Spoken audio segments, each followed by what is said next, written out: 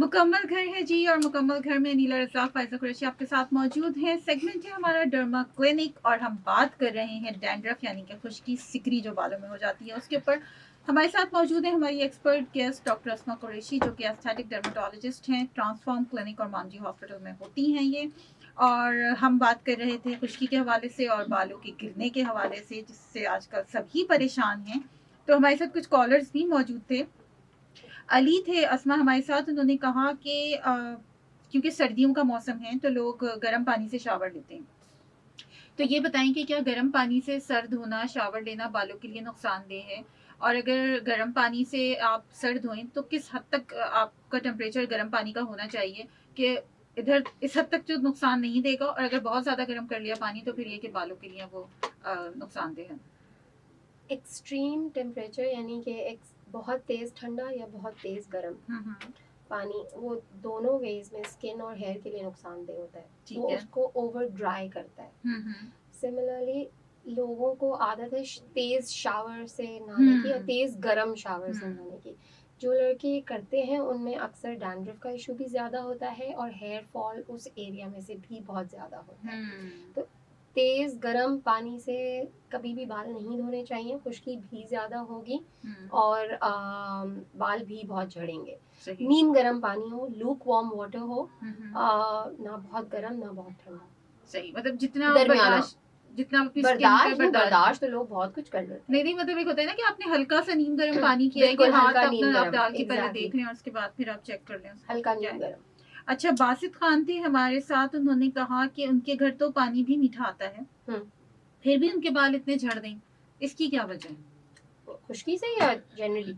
Generally झड़ने। अच्छा, generally अगर बाल झड़ रहे हैं मर्दों में स्पेशली, तो हम पूछते हैं कि भाई आपके फैमिली में रन तो नहीं करता, खानदानी तो नहीं है ये इशू, पेरेंट्स में था। और लोगों को पेरेंट्स से लगता है कि नहीं हमारे फादर के तो बाल ठीक है, नहीं मदर भी आती है, mother side of the family भी होती है। तो अगर ननियाल में आपके नाना मामू उनमें से किसी के हेयर फॉल है या बॉल्डनेस है तो आ सकती है आप। दूसरा डैंड्रफ एक रीज़न होता है। तीसरा आपकी खुराक एक रीज़न होता है। स्ट्रेस लेवल्स होते हैं। जो लोग ये वेपिंग स्मोकिंग करते हैं उनमें हेयर फॉल बहुत ज़्यादा देखा जाता है। वो उसको और एक्सपेडाइट कर देता है, यानी कि तेज़ कर देता है हेयर फॉल को। इसके अलावा न्यूट्रिशन में आई थिंक आयरन डेफिशिएंसी और विटामिन डी डेफिशिएंसी स्पेशली मर्दों में, इससे बहुत ज़्यादा बाल गिरते हैं। अच्छा, और ये होती भी ज़्यादा है? बहुत ज़्यादा होती है। यहाँ लोग बोलते हैं कि भाई हमारा लेबर तो धूप में होता है, लेकिन आप उसको भी अगर देखेंगे मेजॉरिटी पाकिस्तानी का विटामिन डी लो होता है। ओके, तो फिर विटामिन डी हमारा लो होने की कोई खास वजह है इसमें, या मतलब क्यों होता है ऐसा? जब हम धूप भी है यहाँ पे, हम ऐसी जगह पे रह रहे हैं कि आप रोज सुबह धूप तापती हैं?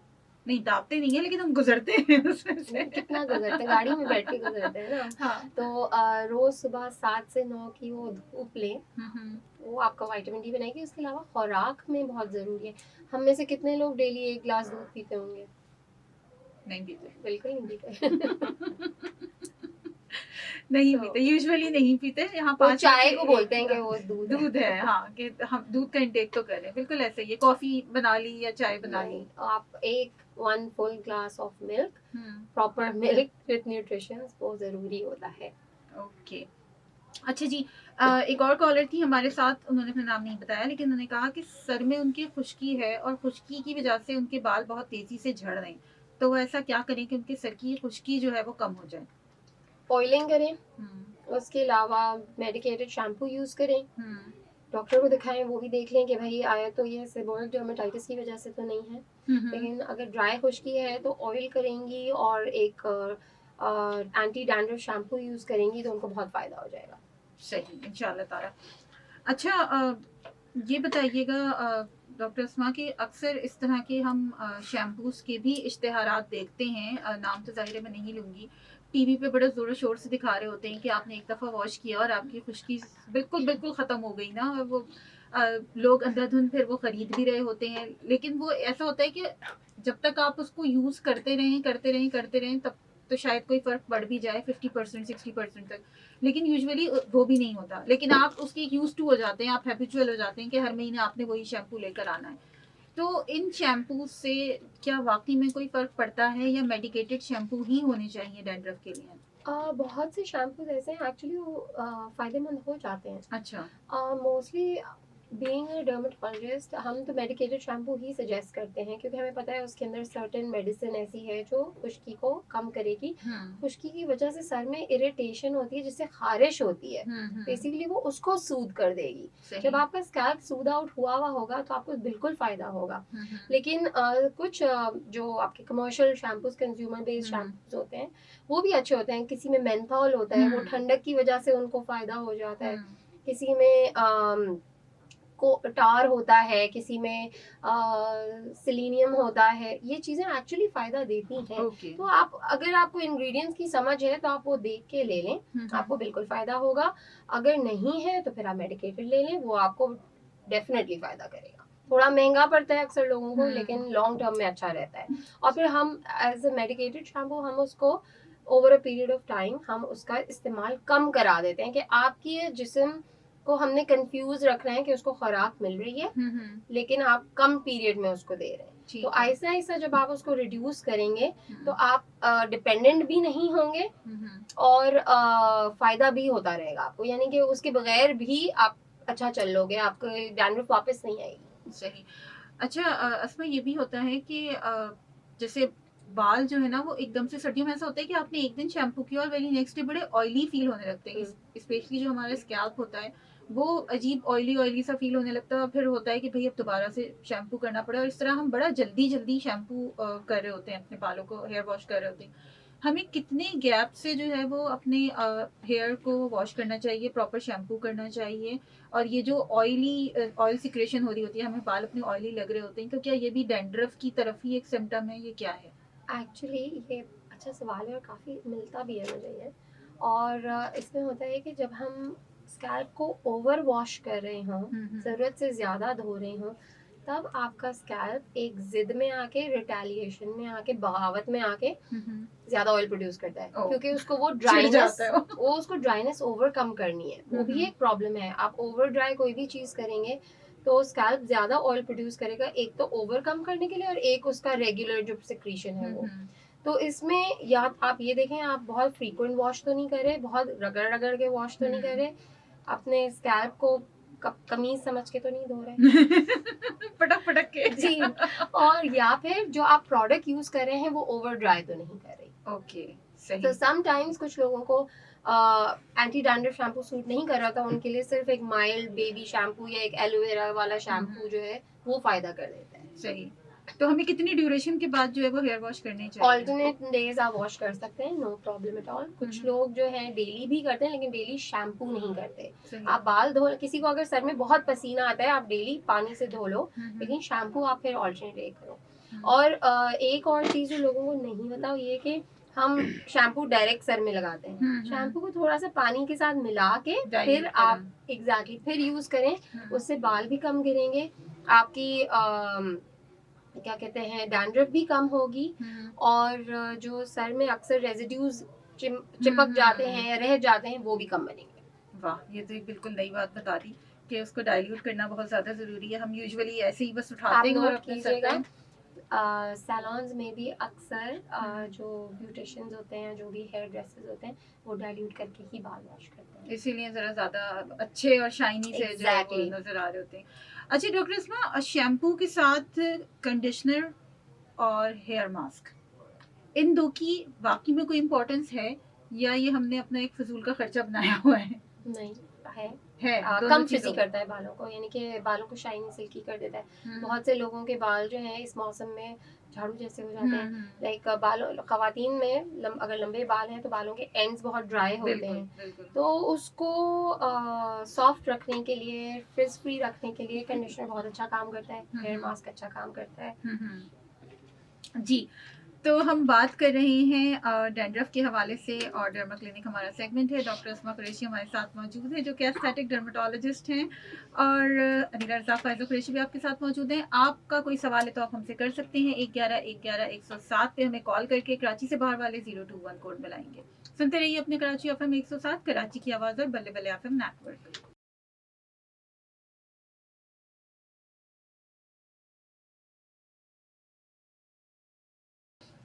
मुकम्मल घर है जी। अनीला रज़ाक फायज़ा कुरैशी आपके साथ बिल्कुल मौजूद है और आज हम घर में कर रहे हैं बालों की बातें जो कि देखिए कोई मजाक की बिल्कुल इसमें बात नहीं है। और देखिए जब घर औरत से घर है, क्यों डॉक्टर अस्मा सही कह रही हूँ ना मैं, औरत से घर है, औरत से रौनक है, और औरत के बाल अच्छे हो तो और रौनक है फिर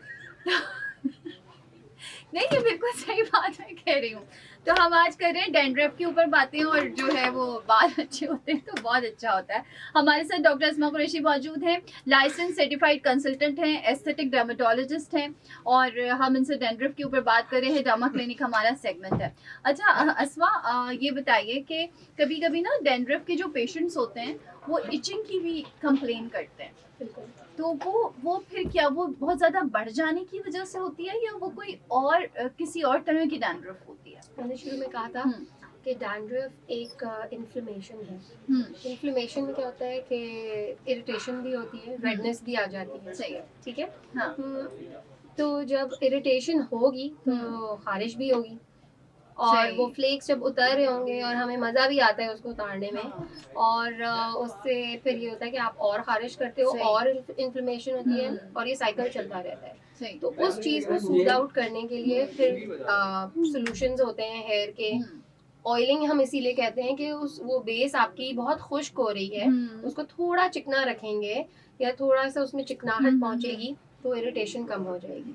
सही, ठीक है। अच्छा बाज़ दफ़ा ये भी मैंने देखा है कि वो डैंड्रफ जो सर की होती है वो बाज़ दफ़ा लोगों के ईयर्स तक पहुंच जाती है, और ख़ास तौर से अगर मैं मेल की बात करूं तो मैंने कभी कभी जो है वो जो पीछे बैक पे दाढ़ी वाले पोर्शन बियर्ड पे मतलब इस तरह की उनकी हो रही होती है कि वो जो है ना ये सारा उनका एक भर जाता है डैंड्रफ से, और वो लगता है कि जैसे एक जो है ना वो एक्जिमा टाइप का हो रहा है।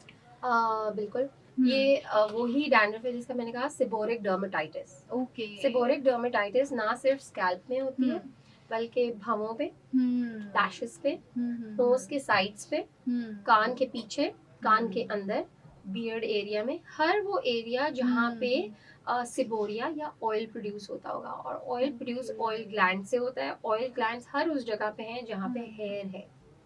सही, तो फिर इसका क्या ट्रीटमेंट है? और मैं इसके साथ साथ आपसे ये भी कहूँगी कि ये वाला जो आपने बताया ना कि ये वाली जो बियर्ड पे आ जाती है, कानों पे आ जाती है, भवों पे आ जाती है, ये ख़त्म बहुत मुश्किल से होती है। मतलब देखा ये गया है कि जब तक आप मेडिकेशन ले रहे हैं उसके लिए, वो जब तक कंट्रोल्ड है, और जैसे ही आपने उसकी मेडिकेशन या उसके शैम्पू या उसके जो भी ऑइंटमेंट आप यूज़ कर रहे हैं वो छोड़े, उसके बाद वो दोबारा से आ जाती है। अच्छा, इसको देखिए मोस्ट स्किन प्रॉब्लम्स ऐसी होती हैं डायबिटीज की तरह। ख्याल करेंगे ठीक रहेगा, नहीं करेंगे वो बिगड़ जाएगा, जान को आएगा। तो इसमें आपने ये करना होता है ना सिर्फ मेडिकेशन बस, बल्कि उसके अलावा लाइफस्टाइल चेंजेस भी बहुत करनी पड़ती हैं। और ये सेबोरिक डर्मेटाइटिस वैसे भी ज्यादातर मर्दों में ही देखा गया है। अब लाइफस्टाइल चेंजेस में caffeine intake, smoking, spicy food, smoking, vaping, spicy food, ये चीजें स्ट्रेस और ये इसको बिगाड़ती है। ऑयली चीजें खानी। अच्छा, स्पाइसी फूड बहुत ज्यादा करता है, वेपिंग, स्मोकिंग, स्ट्रेस एंड हाँ ये, और कैफीन इंटेक। जो लोग बहुत ज्यादा कॉफी का इंटेक रखते हैं उनमें ये ज्यादा ट्रिगर हो जाती है। Please trigger it. सही। अच्छा, ये सेबोरिक डर्मेटाइटिस की जो आप बात करी हैं, क्या ये बाय बर्थ होता है? कुछ बच्चों में आपने सर पे देखा होगा वो एक पपड़ी सी होती है, क्रेडल कैप बोलते हैं उसको, ये सेबोरिक डर्मेटाइटिस ही होता है, और अक्सर लोगों में बाय बर्थ भी होता है। लेकिन अगर छोटी उम्र से ख्याल किया जाए तो फिर ये खत्म हो जाता है। सही, ठीक है। अच्छा, हम थोड़ी सी बात करेंगे ये जो हम लोग बालों में कलर करवाते हैं, हम ट्रीटमेंट्स की तरफ जाते हैं, स्ट्रीक्स करवाते हैं, उसके अलावा हम बहुत सारे डाई हैं, बहुत सारी चीज़ें आ गई हैं, बहुत सारी चीज़ें आ गई हैं, इससे भी कुछ फ़र्क पड़ता है? मतलब जो डैंड्रफ की पेशेंट्स, खासतौर से हम फीमेल्स की बात करेंगे, वो ये सारा कुछ ऑब्वियसली ज़्यादा करवा रही होती हैं, तो उनको ये इशू होता है कि वो डाई नहीं करवा सकती। बाज़ ख़वातीन कहती हैं कि हम जैसे ही डाई लगवाते हैं या डाई लगाते हैं, हमें बहुत शदीद इचिंग और इरिटेशन शुरू हो जाती है। ऐसा बिल्कुल होता है, मैं उन लोगों में से हूँ। अच्छा। मैं स्कैल्प पे डायरेक्ट मेरे रूट के साथ डाई नहीं लग सकता क्योंकि मुझे बर्निंग शुरू हो जाती है। हम्म स्कैल्प सेंसिटिविटी एक, दूसरा अमोनिया सेंसिटिव होंगी वो, उनको अमोनिया से एलर्जी होगी, रिएक्शन होता होगा। तो उस केस में अमोनिया फ्री डाइज होते हैं सही या केमिकल फ्री जो डाइज होते हैं, पीपीटी फ्री डाइज होते हैं, वो यूज किए जा सकते हैं। या डाई को रूट से थोड़ा हट के लगाएं, या फिर स्कैल्प प्रोटेक्टर क्रीम्स होती हैं। अक्सर सैलून्स में हेयर ड्रेसेस वगैरह आपके लगा के फिर रूट पे आपके लगाएंगी डाई, वो प्रोटेक्ट कर देता है फिर। सही। एंड एक और चीज जो मोस्ट हेयर ड्रेसेस बोलते हैं कि जिस दिन आप कलर करवाने आ रहे हैं उस दिन बाल मत धोएं, एक दिन पहले का धुला हुआ ठीक है, यानी एक दिन के छोड़े हुए हों बाल, तो उसमें स्कैल्प पे से ना आपके ऑयल आपने खत्म नहीं किया होगा, ओवर ड्राई नहीं हो रहा होगा। जब ओवर ड्राई नहीं होगा तो भी आपको फायदा हो जाएगा। सही। अच्छा, मैं तो आपसे डॉक्टर इसमें ये सवाल पूछना चाह रही थी कि जैसे अगर हम बाल वॉश नहीं करते, इवन विंटर्स में अगर हम बात करें तो हम सर्दी लग रही होती है और नहाने से जो है वो थोड़ा सा अवॉइड कर रहे होते हैं, गैस भी नहीं आती, पानी भी गर्म नहीं होता, बहुत सारी चीज़ें हैं, तो वो हम थोड़ा सा गैप दे देते हैं, तो हाँ, उसकी वजह से भी डैंड्रफ ज़्यादा होती है। उसके साथ ही मैं रिलेट करूँगी हमारी एक कॉलर जिन्होंने हमसे ये पूछा कि तेल जो है, ये रिलेट इसलिए कर रही हूँ कि वो ऑयल आ जाता है, आप नहीं धोते बालों को और उसकी वजह से मुझे लगता है कि डैंड्रफ ज़्यादा हो जाती है। तो सूफिया ये पूछ रही है कि तेल को कितना दिन लगाया जाए, 1 दिन, 2 दिन, 3 दिन, 4 दिन या पूरे हफ्ते लगा के छोड़ दिया जाए, तो किस तरह से तेल लगाया जाए? नहाने से 2 घंटे पहले, सिर्फ नहाने से 2 घंटे पहले मोर देन इनफ है, हफ्ते में 2 बार करने। और अगर आप 2 दिन का गैप देते हैं सर धोने में, वो भी ठीक है, कोई मसला नहीं है उसमें। 2 दिन से ज्यादा, जब 3rd डे हो जाएगा तो आप खुद फील करेंगे कि फ्लेक्स हो रहे हैं, डर्टी फील हो रहा है, तो 3rd डे आप बाल वॉश कर लिया करें, वो बेहतर होगा। सही। अच्छा, जैसे भी आपने कहा कि डायबिटीज की तरह है, और बिल्कुल मतलब ये एक ऐसा है कि ये डैंड्रफ जो है अगर किसी को हो जाए तो ये जान नहीं छोड़ती है जिंदगी। बहुत से लोग हमारे पास ऐसे आते हैं जो सिर्फ सीजनली आते हैं कि सर्दियां आई तो उनकी डैंड्रफ बढ़ गई। तो जब आपको एक चीज पता है कि हमारा विंटर में या सर्दियों में इस तरह से होता है, आप उसको खुद ही टेक केयर करना शुरू करें, आपको कोई प्रॉब्लम नहीं होगा। बट मेजॉरिटी लोगों का प्रॉब्लम सॉल्व हो जाता है। सही सही। अच्छा डॉक्टर साहब, हम जब पीआरपी की तरफ जाते हैं तो उस आप पीआरपी करवाए जा रहे हैं, कुछ लोगों को 3 महीने में, 6 महीने में रिजल्ट्स आते हैं और कुछ के नहीं आते। आप क्या समझती हैं कि क्या पीआरपी करवाने से पहले कुछ टेस्ट करवाने चाहिए? जैसे अभी आपने पिछले लिंक में ये बोला था कि अगर कोई एनेमिक है, आयरन डेफिशिएंसी है, विटामिन डी डेफिशिएंसी है, तो उसमें हेयर फॉल और ये सारी चीज़ें बहुत ज़्यादा हो जाती हैं। तो क्या डैंड्रफ का भी कुछ ऐसे डायग्नोसिस हैं जो ट्रीटमेंट में जाने से पहले हम करवा लें? नॉर्मली ऐसा होता नहीं है, बट अगेन जैसे मैंने कहा कि सेबोरिक डर्मेटाइटिस के केस में हो सकता है उसका ट्रीटमेंट, लेकिन उसमें आपको पता लग जाता है कि किस तरह के हैं, आपकी डैंड्रफ किस तरह की है।